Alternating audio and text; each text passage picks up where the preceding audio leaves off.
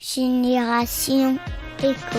Bonjour à toutes et à tous, internautes et auditeurs de la planète Éco. Aujourd'hui, je reçois Pierre Gonod, un des créateurs de Gypnix & Co, une entreprise engagée dans l'économie locale et circulaire qui part à la conquête du croustillant. Bonjour Pierre. Bonjour Yves. Est-ce que vous pouvez donc vous présenter et nous parler de la genèse de Gypnix & Co? Moi je suis Pierre Gonod, dans le monde de la restauration depuis 99. On a dans l'entrepreneuriat, on a revendu notre pizzeria il y a 2 ans. On a remonté du coup une entreprise de traiteur qui n'a pas marché. Et de ça est ressorti, de cet échec est sorti Gypnix & Co. Donc une entreprise où on fabrique des biscuits apéritifs à base de drèche de brasserie. D'accord, et donc Gypnix & Co, qu'est-ce que ça veut dire? Alors Gypnix & Co, c'est la contraction du coup de Gypsy et de Phoenix. Donc Gypsy pour Gypsy Brewers, en fait c'était les brasseurs à l'époque qui n'avaient pas de matériel et qui allaient de brasserie en brasserie. Donc c'est un brasseur qui nous a donné cette idée. Parce qu'à l'époque c'est un petit peu ce qu'on faisait, notre labo est dans une remorque, on devait se déplacer directement chez les brasseurs pour optimiser en fait tous les déplacements. Voilà, et du coup Nix de Phoenix parce que du coup c'est un produit qui renaît de ses cendres, donc économie circulaire. D'accord, et le côté co, c'est par rapport à... Vous avez déjà anticipé finalement d'autres produits? Ouais, Nco, bah, c'est et compagnie parce que bah, clairement on bosse avec les autres, donc voilà. D'accord, oui, tout simplement. Ouais, donc vous avez une démarche vraiment zéro déchet qui va jusqu'au bout. Alors est-ce que c'est vraiment du bout, c'est-à-dire du produit brut jusqu'à l'emballage pour l'instant, ou vous avez d'autres projets? Alors du coup, c'est ce qu'on essaye de faire. Alors au début, on n'a pas plu justement, notamment sur les sachets, puisqu'on n'avait pas assez de débit. Donc pour faire directement imprimer des sachets, pour avoir des sachets 100% compostables, il fallait avoir un certain volume qu'on atteint aujourd'hui. Donc du coup, on va pouvoir faire des sachets 100% compostables. Donc ça, on est vraiment content. Après, depuis le début, du coup, on fait du vrac en seau consigné. Et donc ça fait vraiment zéro déchet, ça nous plaît bien.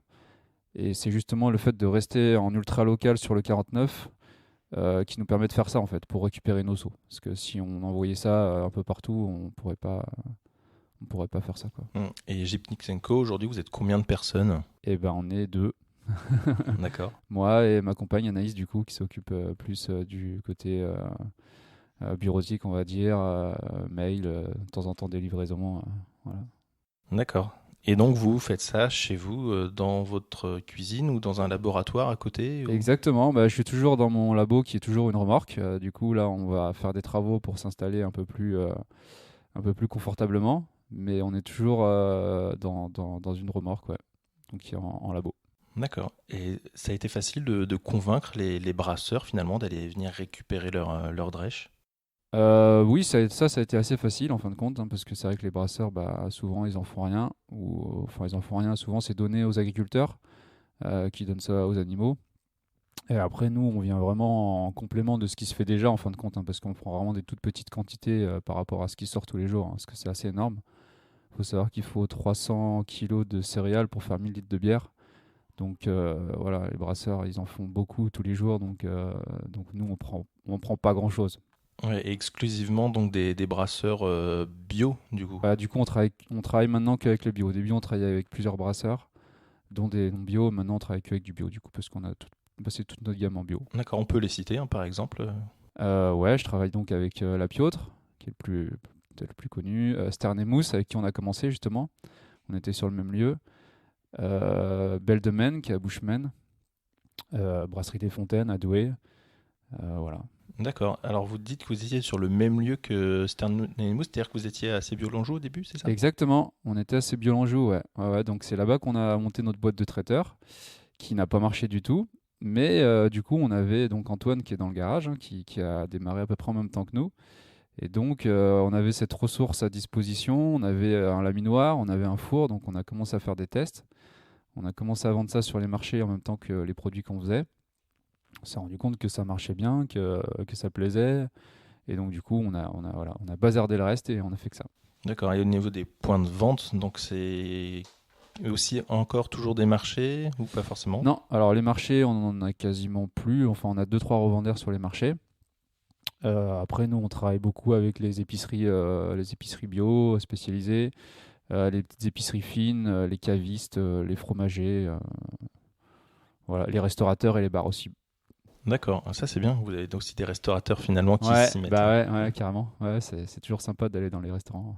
Et est-ce que vous avez déjà pu imaginer travailler avec, pourquoi pas, des brasseurs amateurs? Parce qu'il y en a plein sur le territoire de plus en plus, ou pas du tout, c'est vraiment compliqué? Ouais, c'est même pas que c'est compliqué, c'est que c'est pas possible en fin de compte on est certifié Écossaire et donc du coup on a besoin d'avoir une traçabilité pour les drèches. Donc s'il n'y a pas de certification, on peut pas les récupérer quoi.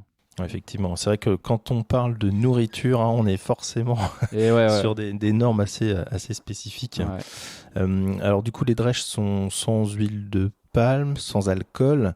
Pourtant, la bière, c'est quelque chose qui est alcoolisé. Comment vous faites pour avoir quelque chose sans alcool au niveau de vos biscuits apéritifs? Alors du coup en fait nous le moment où on récupère la drèche, donc en fait il faut savoir que la drèche donc c'est l'orge finalement qui est transformée en drèche. Donc en fait c'est l'orge qui va être bouillie dans des grandes cuves.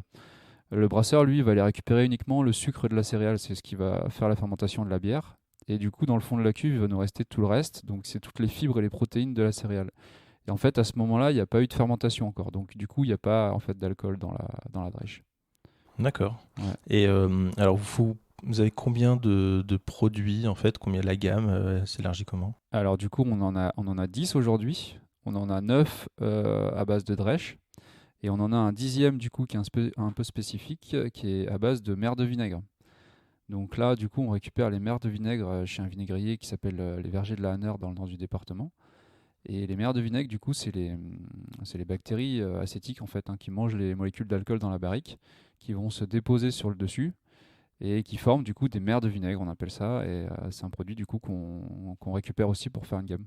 D'accord. Normalement, c'est avec ça qu'on refait du vinaigre, finalement. C'est ça, hein, la mer de vinaigre, non? Ça peut semer le vinaigre, ouais. Ouais, mais eux, ils en ont tellement des grosses quantités qu'en fait, ils en font rien non plus. C'est un produit qui est intéressant aux États-Unis et au Canada, c'est un produit qu'ils consomment.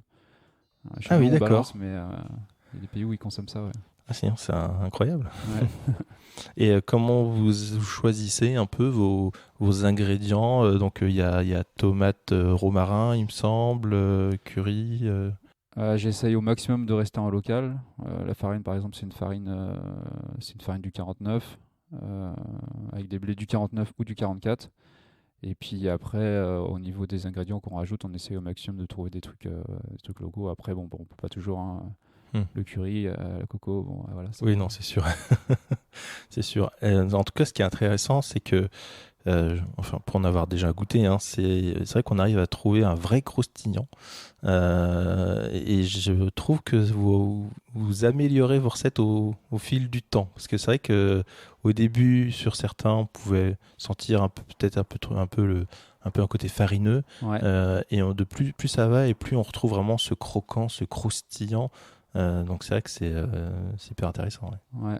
Bah déjà, en fait, c'est vrai qu'au début, les premiers qu'on faisait, honnêtement, c'était vraiment pas terrible, hein, ceux qu'on vendait en premier sur les marchés. Pourtant, on avait déjà bossé un moment dessus, mais c'était compliqué. Et ensuite, on a rebossé encore assez longtemps. On a trouvé des méthodes de cuisson, notamment. On a trouvé enfin, pas mal de petits changements qui améliorent effectivement la qualité du produit, quoi. D'accord. Et alors, est-ce que vous conseillez de déguster justement ces biscuits apéritifs en consommant de la bière, ou justement on peut consommer ça avec ce qu'on Bah, vous en souhaite? consommant de la bière, c'est vrai que c'est top parce que bah, du coup, ça, voilà, il y a toute l'histoire dedans. Après, ça marche bien aussi en cuisine. J'ai des restaurateurs qui utilisent ça du coup pour faire une panure. Ils les cassent, ça fait une panure assez Ouais, sympa, ah type, ouais, type panko, un petit peu les chapelures japonaises.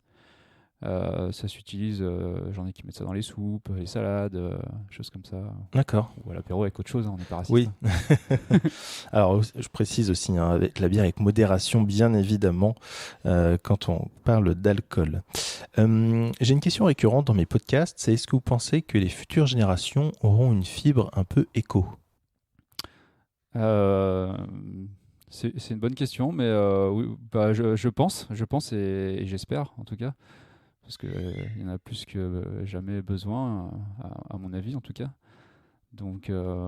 Mais oui, je pense ils ont peut-être encore plus conscience que nous qu'il faut vraiment, faut vraiment se bouger quoi pour Hmm. pour tout ça, quoi. Oui, bah oui, effectivement. Comment on peut vous trouver? Comment on peut vous contacter? Alors, vous trouvez, c'est donc dans les épiceries, effectivement, locales. Pour vous contacter, comment on fait? Par Facebook, on a notre page Facebook, donc on est assez réactif là-dessus. Ou voilà, par téléphone. D'accord. Ouais. Ok. Pas de site internet, non? Pas de site internet, non. Bah, en fait, vu qu'on on s'est craché sur la première entreprise, donc on a relancé celle-là rapidement parce qu'il fallait vraiment qu'on fasse quelque chose. On n'a pas pris le temps de rien faire. Donc on n'a pas de site internet, on n'a rien du tout et on commence tout juste à communiquer. Oui, après, en même temps, si la page Facebook fonctionne, déjà, il n'y a pas forcément besoin de multiplier les supports. Oui, aussi, voilà, pour de l'instant, ça marche communication. bien comme ça. Ouais. Puis on a beaucoup de clients pro en fin de compte, donc site internet, ça sera du plus, mais. D'accord. Ouais. Ok. Eh ben, merci beaucoup, Pierre. Donc, on arrive déjà à la fin de cette interview. Vous avez créé avec Anaïs Gipnix & Co. Donc, je rappelle, une entreprise engagée dans l'économie locale et circulaire qui part à la conquête du croustillant. Je vous invite tous et toutes, bien sûr, à goûter ces biscuits apéritifs qui sont vraiment délicieux. À bientôt. Eh ben, merci à toi.